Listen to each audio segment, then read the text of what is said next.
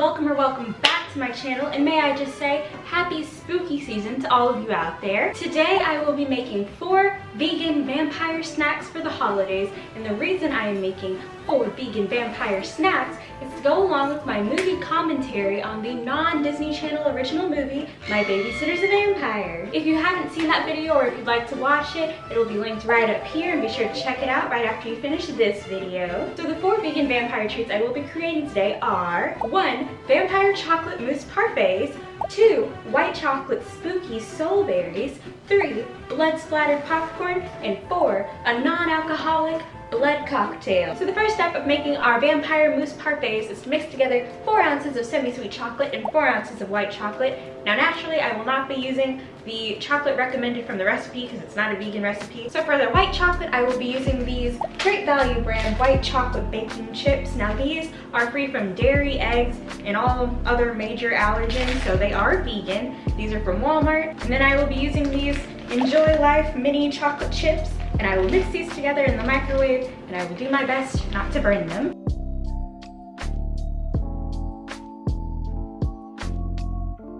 Here's how it turned out.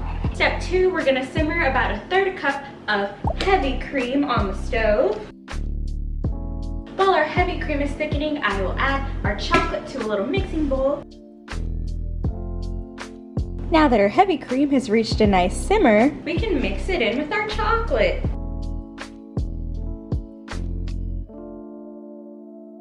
So the recipe has a whole nother step for how to prepare the eggs for the mousse, but I will be using vegan eggs, so we're just gonna hope it works and go with the flow. So I will now stir in what I approximate to be 2 eggs. One of the things that makes this vampire mousse a little spookier than your average parfait is that it is going to be all black. So I have some black Great Value decorating gel. Fingers crossed this will work the same way as food coloring because I do not have black food coloring, so. Nor do I have an electric mixer, which is how this recipe suggested that I blend everything together. So hopefully this won't all be in vain.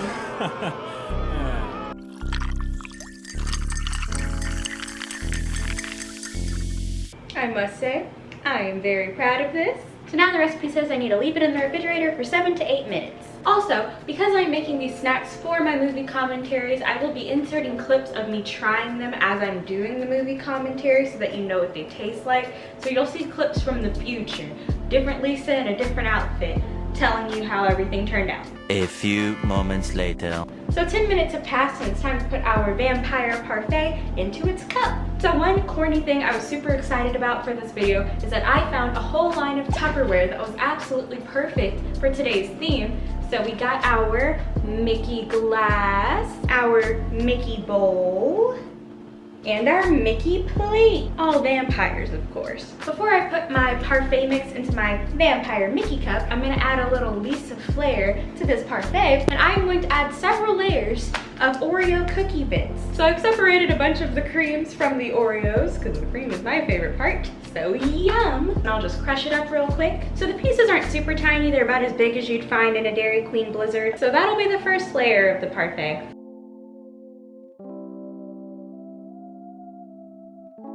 Here is our semi-finished product, super black. There's only one more step to finish this mousse parfait, and it is blood, of course. A lot of fake blood recipes on the internet call for cornstarch and corn syrup and a whole bunch of stuff like that, which I don't have. So I will be improvising my own vegan blood mixture. Our 2 main ingredients are gonna be pure maple syrup and blue agave nectar. So phase 1, I'll pour a little bit of my teeny tiny maple syrup, a teeny tiny bit of blue agave nectar, and finally a few drops of red food coloring. And stir. It's a little pink, but I think it'll get the job done. So last things last, we'll pour our blood on top of our vampire parfait. Ta-da! Boneless apple tea. So technically this isn't done. I need to leave it in the refrigerator for at least 3 hours, which is fine because I'm not gonna eat it until tomorrow. But why don't we figure out how it turned out? Hey Lisa from the future, how did it taste? This is probably the best tasting one that there was. The extra time in the refrigerator really helped turn it into an actual moussey texture. And I'm really glad I added the Oreo. The Oreos really set it off and give it like some some texture and some character. So I am proud of this. This is delicious, Lisa. Good job. Well, you heard it here first. I assume I said it was great. Our next vegan vampire treat is going to be some spooky soul berries. So this is a pretty simple recipe, if I even want to call it that. So I'll pretty much just light up my little fondue maker here, and that's half the battle right there. So first things first, we're gonna melt some more white chocolate. So I got my flame a-glowing, and now for some white chocolate. So our white chocolate is just about ready. So this next step is about as simple as it gets. We're just gonna transform these strawberries into ghosts.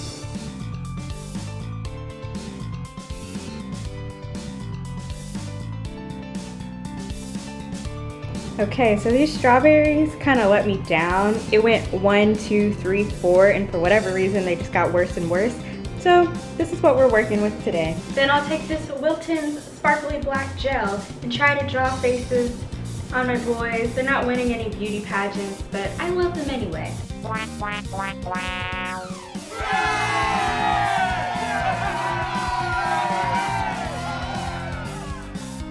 So here they are. This one's mascara is running. This one is super lumpy and weird looking, but it's actually my favorite one, but here they are. Well, Lisa, how'd I do? The flavor of these strawberries is just beautiful. Couldn't have put it better myself. So I guess you could say I didn't have the easiest time with this new fangled fondue maker. The last food item we will be making is blood-splattered popcorn. So I have a bag of the original Skinny Pop. It's pretty much just salt flavor to anybody who hasn't tried it. And I'll just pour it in my Mickey Vampire bowl.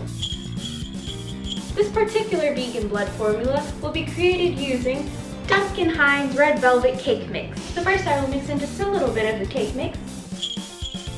Just enough to kind of cover the bottom of my measuring cup here. Then I'll put a little more of our handy dandy blue agave.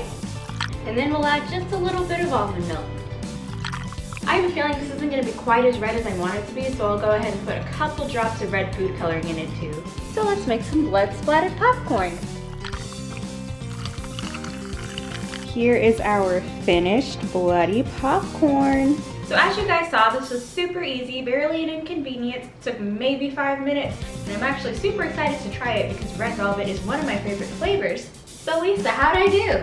It doesn't quite wow me as much as I thought it would. Maybe next time instead of blood splattered, it should be blood drenched popcorn. But overall, I like it. Well said. Our very last creation of this video, we will be making a vampire blood cocktail. Non-alcoholic, of course. What kind of vampire cocktail doesn't have blood in it? Or at least blood oranges in this case. This is blood orange Italian soda from Whole Foods, and I'm gonna mix it with the traditional sparkling apple cider. This little mixture is a little too orange and not enough blood, so we will be mixing in some more food coloring. Now I'm all out of vampire Mickey Mouse Tupperware, so you may be wondering, what am I gonna put my blood orange cocktail in? Well, we got two options. We either have shots or blood bags. Now I'll be honest, I really don't understand how you're supposed to fill up this syringe because there's a hole on the bottom, a hole on the top. If I pour it in this way, it's gonna fall out the bottom. If I pour it in this way, the hole's too small for me to pour the juice in.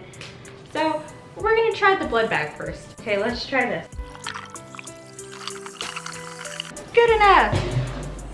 Woo, that was difficult. But first blood bag done. That was super hard. I'm not gonna do a lot of these. I think I figured out how to fill up the syringe. I'm gonna try to just hold it closed with my thumb, fill it up, and then just flip it over real quick like they do at Dairy Queen. So hopefully this works. Jeepers creepers, this hurts. Woo, I got it. Sort of. The juice is in there, and that's what matters. Okay. One syringe full. I am absolutely not doing another one of these. Okay, Lisa, what's the verdict? Was it worth it? Delicious. 10 out of 10. Thanks, Lisa. All right, everybody, there you have it. We have made 4 vegan vampire treats for this Halloween. I just want to mention again that I will be enjoying all of these snacks during my movie commentary of the cult classic, My Babysitter's a Vampire. If you haven't seen that video, feel free to click this link up above. And let me know in the comments down below if you'd want to sink your teeth into any of these vegan vampire treats this Halloween. If you've made it this far in the video, I just want to say thank you for watching. I hope you have a fantastic rest of your spooky season. And as always, I will see you in the next one. Toodles!